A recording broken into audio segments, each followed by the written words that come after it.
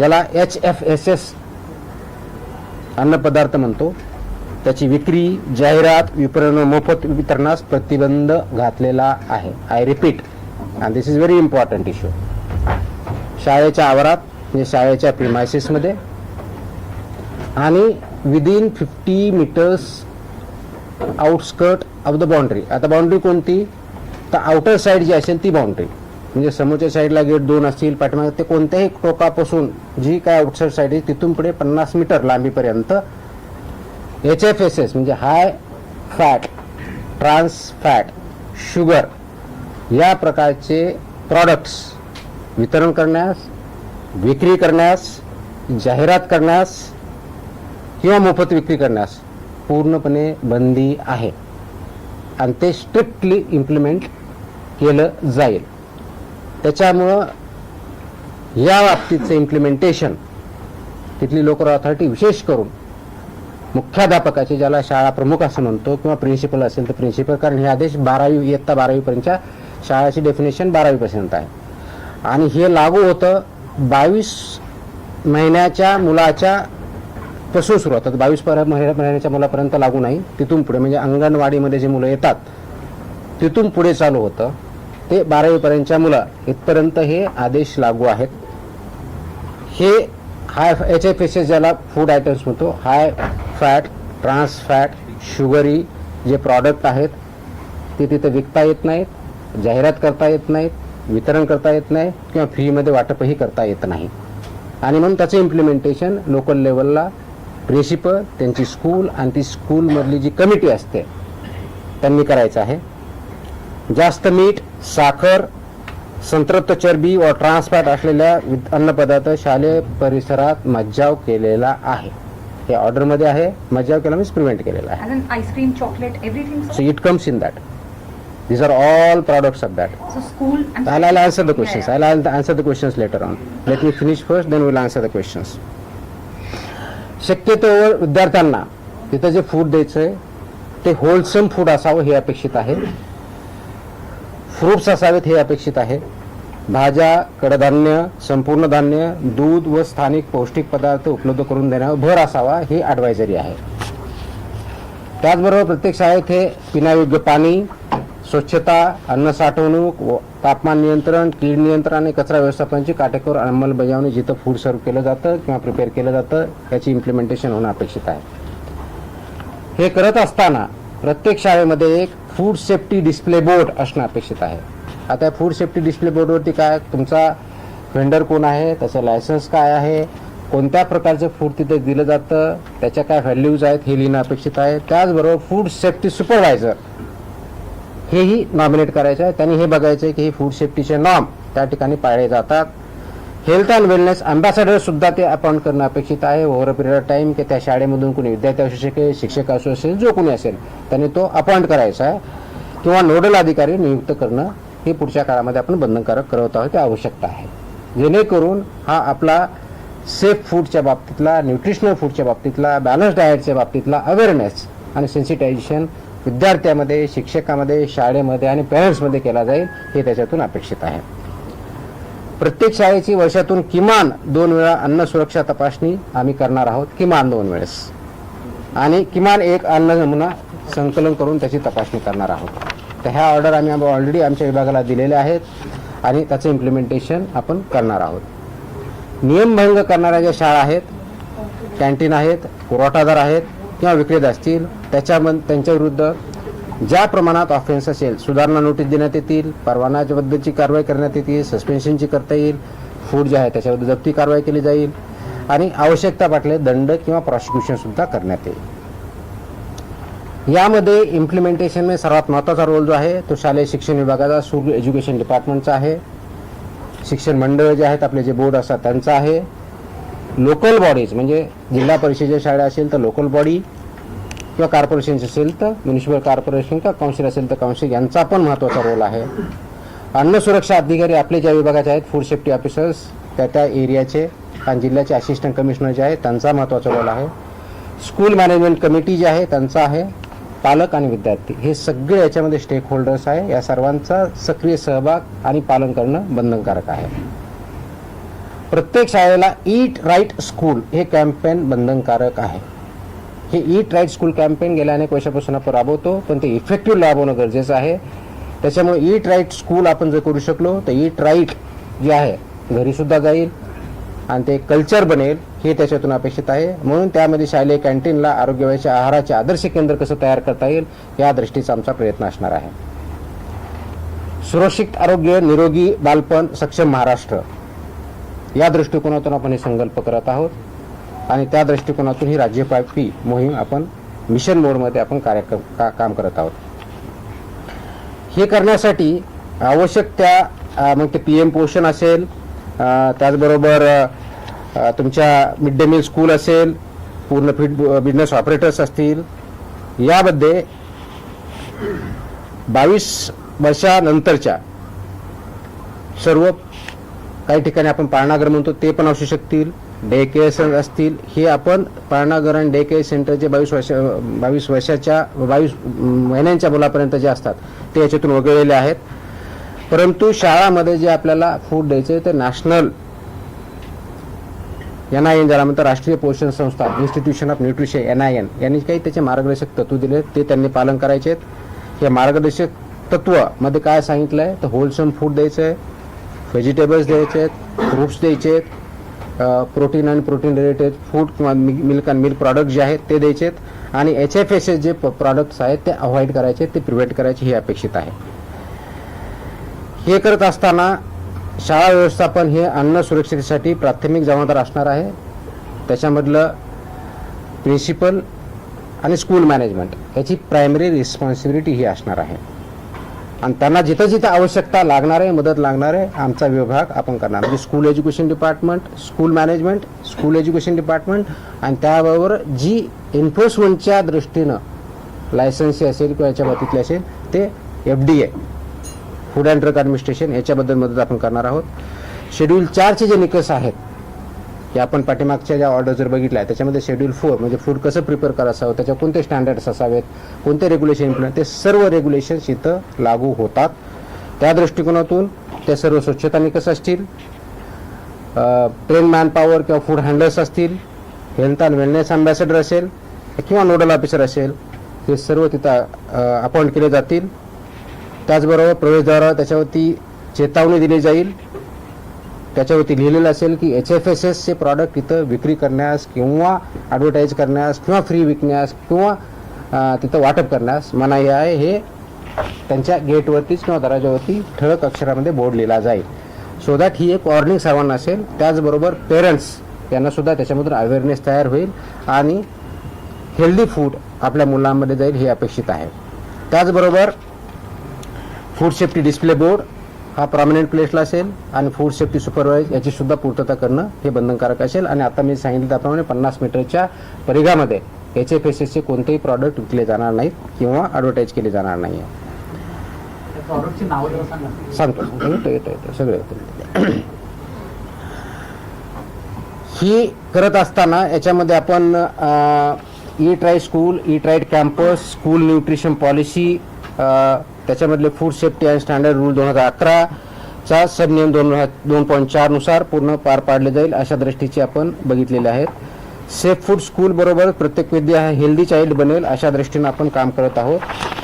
हे करण्याच्या दृष्टिकोनातून गेल्या 1-1.5 महिन्यामध्ये आपण या वर्षाच्या अकॅडमिक इयर्समध्ये राज्यव्यापी एक आपण ऑलरेडी अभियान चालवलेलं आहे, ज्याच्यामध्ये 42 ठिकाणी जनजागृती किंवा अवेअरनेस कॅम्पेन आपण घेतलेले आहेत. कार्यशाळा आपण घेतलेल्या आहेत शिक्षकांच्या, ज्याच्यामध्ये त्यांना ट्रेनिंग दिलेलं आहे. आपल्या डिस्ट्रिक्ट लेवलला जे असिस्टंट कमिशनर आहेत फूडचे त्यांनी त्या ठिकाणी जाऊन ट्रेनिंग दिलेलं आहे. त्याच्या माध्यमातून जवळजवळ 3567 शाळामधील 4919 शिक्षकांना अन्न सुरक्षा व संतुलित आहाराबद्दल प्रशिक्षण आणि संवेदनशील आपण केलेलं आहे. ज्या शिक्षण विभागामार्फत शिक्षकांना ट्रेनिंग दिल्या जातात, डाएट ज्याला म्हणतो डिस्ट्रिक्ट लेवलला जे डाएट त्यांचं इन्स्टिट्यूट असतं त्याच्यामध्ये ट्रेनिंग देतं, त्या ठिकाणी आपले अधिकारी जातात आणि याच्यावरती मॉड्यूल किंवा 1-1.5 तास त्यांच्याबद्दल ट्रेनिंग घेतात आणि आवश्यकतेप्रमाणे सुद्धा आपले अधिकारी जाऊन तिथं अवेअरनेस क्रिएट करत असतात. तर ह्या सर्व आपण गोष्टी करण्यापाठीमागचा उद्देशच हा आहे की गेल्या काही काळामध्ये याच्यामध्ये पाहिजे तेवढं लक्ष आपण देऊ शकलेलो नव्हतो आता आपण त्याच्यावरती फोकस करत आहोत आणि याचा कंप्लायन्स रिपोर्ट मंथली बेसिसवरती विभागाला असणार आहे. तर ह्या विभागामध्ये ज्या स्कूल एज्युकेशन डिपार्टमेंटमध्ये महाराष्ट्रामधला एक थोडक्यात आपल्याला डेटा आणि एनरोलमेंट माहिती देतो की इयत्ता 1 ते 12वीमध्ये जवळजवळ 2,02,85,525 विद्यार्थी इनरोल्ड आहेत. त्यांच्यापर्यंत आपण याच्या माध्यमातून पोहोचतोय. याच्यामधला जर प्रायमरी 100 स्टँडर्ड 4थीपर्यंत बघितलं तर 67,36,000 स्टुडंट आहेत. अप्पर प्रायमरी 72,63,000 5वी ते 8वीमधले आहेत. सेकंडरीमधले 26,44,000 असे टोटल 2,02,00,000 आहेत. मॅनेजमेंट कॅटेगरी स्कूल जर याच्यामध्ये ज्या कव्हर होतील ते जर बघितलं तर लोकल बॉडीमध्ये जवळजवळ 64,000 स्कूल आहेत. प्रायव्हेटमध्ये 40,000च्या आसपास स्कूल आहेत. ट्रायबल डेव्हलपमेंटच्या 1444 स्कूल्स आहेत. सोशल वेलफेअरच्या 1,068 आहेत. दिव्यांगच्या वेलफेअरच्या डिपार्टमेंट DEPWD त्याला म्हणतो, department of empowerment of persons with disabilities, यांच्याकडच्या ज्या काही संस्था काही चालवतात याच्यामध्ये 180च्या आसपास आहेत. मद्रासास 50 आहे, सेंट्रल गव्हर्नमेंटच्या 25 आहे, स्टेट गव्हर्नमेंटच्या 19 आणि अननोन नॉट क्लासिफाईड 164 अशा आपल्या स्कूल एज्युकेशन डिपार्टमेंटमध्ये 1,08,157 एवढ्या स्कूल जो डेटा वेबसाईटवर स्कूल एज्युकेशन डिपार्टमेंट त्याच्यामध्ये आहेत त्या कव्हर होतील. डिव्हिजन वाईज आपल्याकडे सर्व डेटा आहे. त्याच्यानुसार आपण जे ट्रेनिंग दिलेलं आहे तर कार्यशाळा वर्कशॉप जे आपण घेतलेले 42 घेतले आहेत आतापर्यंत, त्याच्यामध्ये 3,567 शाळा कव्हर झालेल्या आहेत आणि शिक्षक त्याच्यामध्ये 4,919 शिक्षक आतापर्यंत केलेले आहे आणि हे काम कंटिन्युअसली चालू राहणार आहे.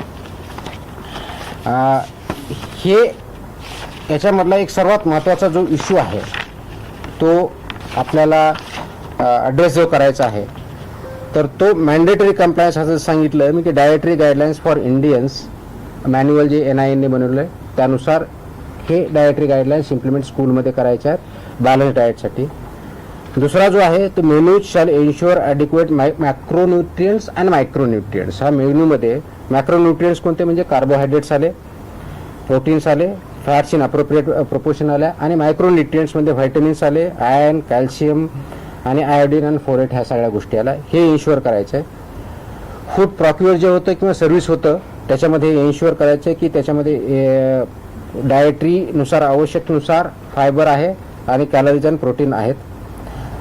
कॅन्टीन्स अँड हॉस्टेल आणि किचन हे जे आहे ते प्रोॲक्टिव्हली त्याच्यामध्ये fruits, vegetables, whole grains, pulses, dairy products हे प्रमाण वाढवायचं आहे.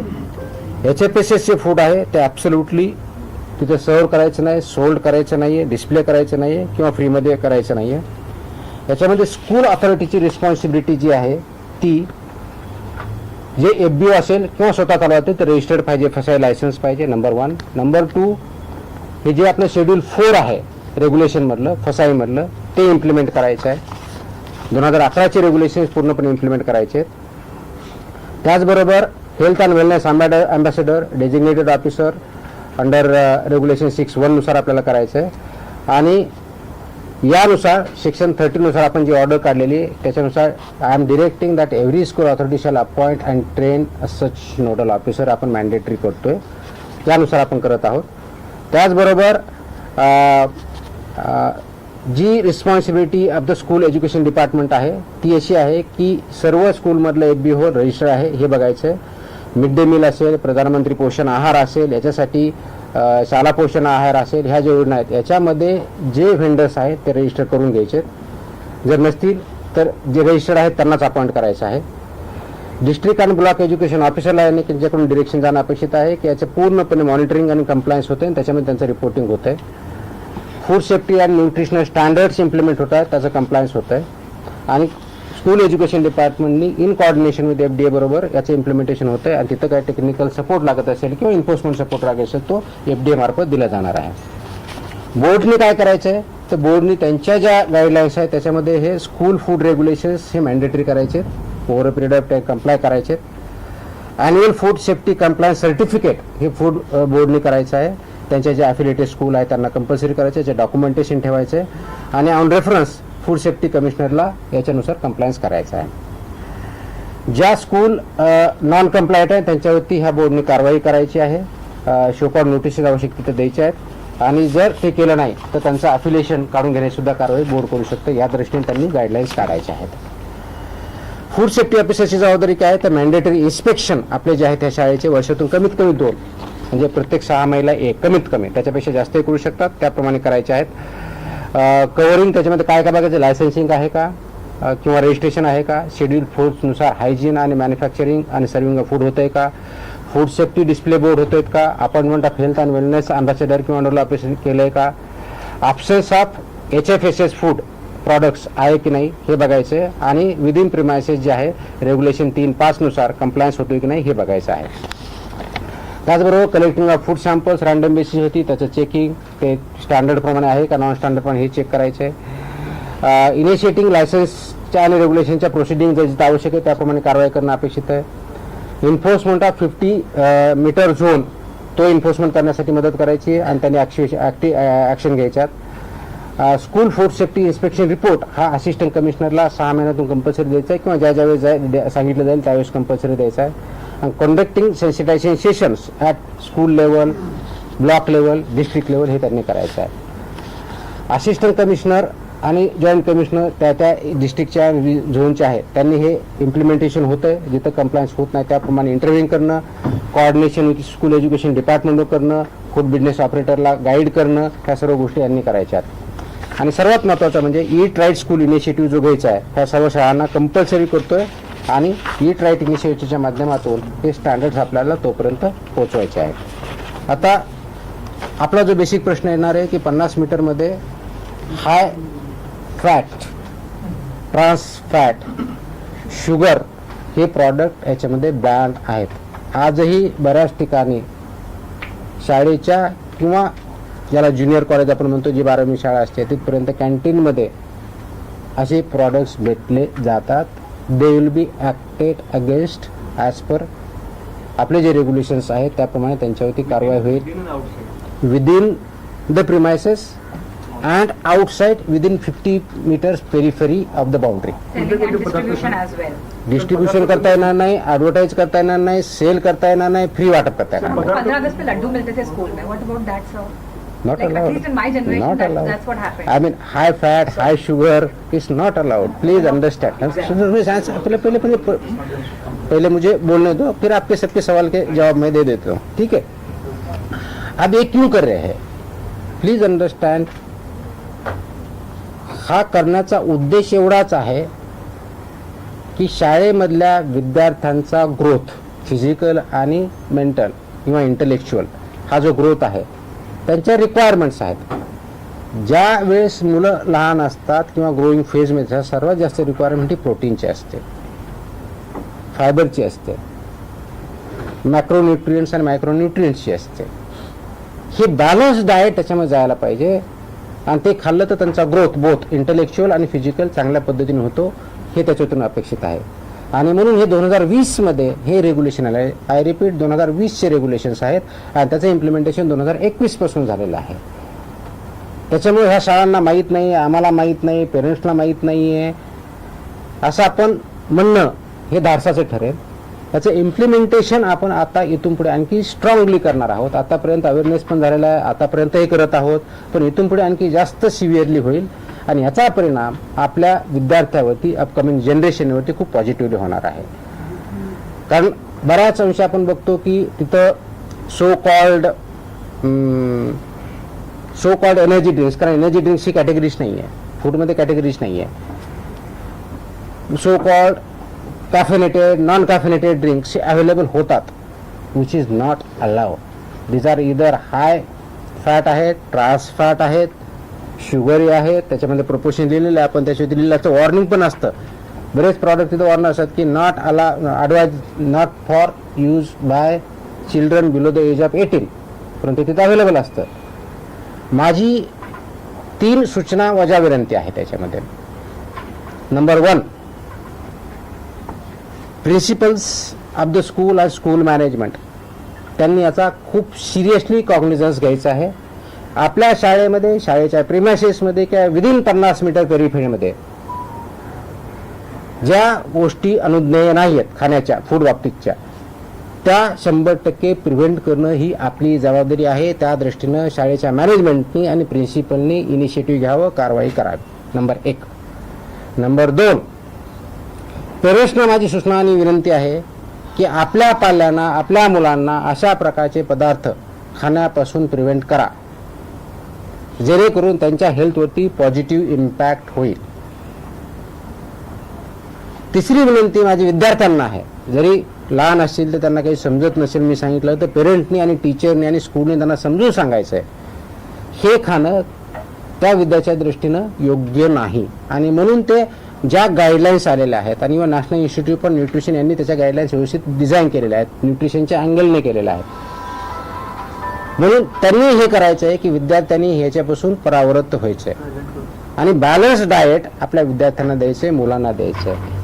आणि हे कल्चर आपल्याला विद्यार्थ्याच्या मार्फत समाजामध्ये आणायचं आहे, जेणेकरून आपल्या विद्यार्थ्यांची सोशल, फिजिकल, सायकोलॉजिकल आणि इंटेलेक्च्युअल ग्रोथ ही चांगल्या पद्धतीनं होईल.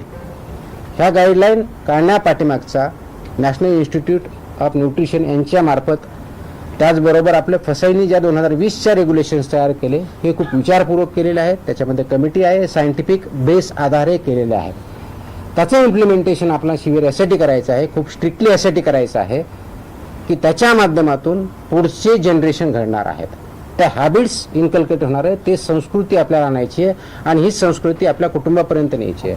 आणि म्हणून मी आता जसं म्हणलं की दर 2 कोटीपेक्षा जास्त विद्यार्थी या शाळेमध्ये जात असतील, जवळजवळ 1 लाख प्लस शाळेमधून, तर महाराष्ट्रामध्ये फूड कल्चर चेंज करायला जास्त वेळ लागणार नाही आणि त्याच्यामध्ये आपल्या सर्वांचा सहभाग अपेक्षित आहे. हा अवेअरनेस क्रिएट करणं आणि ह्या गाईडलाईन्स रेग्युलेशन इम्प्लिमेंट करणं ही आपल्या सर्वांची सामूहिक जबाबदारी आहे. विशेष करून school education department, school management, parents आणि FDA या सर्वांनी मिळून जर ठरवलं तर जास्त वेळ लागणार नाही. FDAच्या मार्फत आम्ही डेफिनेटली चालू केलेलं आहे. स्कूल एज्युकेशन डिपार्टमेंट आम्ही ऑर्डर काढताना स्कूल कमिशनरला आम्ही डायरेक्ट केलेलं आहे इम्प्लिमेंट करा म्हणून, डिस्ट्रिक्ट ऑथॉरिटीला आम्ही डायरेक्ट केलेलं आहे आणि कन्सर्न डिपार्टमेंटला आम्ही रिक्वेस्ट केलेली आहे, secretary of the concern department, त्याच्यामध्ये आम्ही कॉपी केलेल्या आहेत, ऑर्डरमध्येच आहेत. त्याच्यामध्ये सेक्रेटरी जे आहेत, स्कूल एज्युकेशन डिपार्टमेंट असेल, सोशल वेलफेअर डिपार्टमेंट असेल,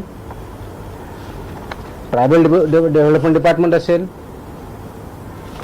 किंवा इतर डिपार्टमेंट जे कन्सर्न आहे, ज्यांच्या स्कूलचा संबंध आहे, त्यांना सर्वांना आम्ही रिक्वेस्ट केली अशा इन्स्ट्रक्शन आपल्या स्तरावरून परंतु द्या, जेणेकरून त्याचं इम्प्लिमेंटेशन होणं सोपं होईल आणि याचे इन्स्पेक्शन पुढच्या काही दिवसामध्ये चालू होतील. आणि त्यावेळेस असं व्हायला नको की आम्हाला माहीत नाही आहे, ह्या ऑर्डर त्यांच्यापर्यंत पोहोचलेल्या आहेत. जिथं ज्यांना आपल्याला ट्रेनिंगची आवश्यकता वाटते त्या लेवलला डिस्ट्रिक्ट लेवलच्या ऑफिसरनी, डिस्ट्रिक्ट एज्युकेशन ऑफिसरनी, त्या शाळांची किंवा तालुका लेवलला आवश्यक त्या ठिकाणी ब्लॉक एज्युकेशन ऑफिसरनी आमच्या ऑफिसर बरोबरच्या मदतीनं असे वर्कशॉप घ्यावेत. त्याच्यामध्ये आम्ही गायडन्स करू. इम्प्लिमेंटेशन करण्याची जबाबदारी स्कूल मॅनेजमेंटची आहे आणि स्कूल एज्युकेशन डिपार्टमेंटची आहे. इन्फोर्समेंट करण्याची जबाबदारी आमची आहे, ते आम्ही पार पाडू. आणि कंप्लायन्स किंवा ऑबिडियन्स जे करायचं आहे ते पेरेंट्सला आणि विद्यार्थ्यांना आणि शिक्षकांना करायचे, त्यांनी ती करावी. अशा दृष्टीचं हे काम आहे, मोठं काम आहे, पण सर्वात मोठी अपॉर्च्युनिटी पण आहे, ज्याच्या माध्यमातून आपले जे पुढे चालून NCD ज्याला म्हणतो, नॉन कम्युनिकेबल डिजीज आहेत, वेट गेन करणं, वेगवेगळ्या प्रकारच्या आजाराला बळी पडणं, ते याच्यातून आपण अवॉइड करू शकतो आणि पुढच्या जनरेशनला लाईफ चांगल्या पद्धतीने देऊ शकतो. त्या दृष्टीने आपल्याला काम करायचं आहे.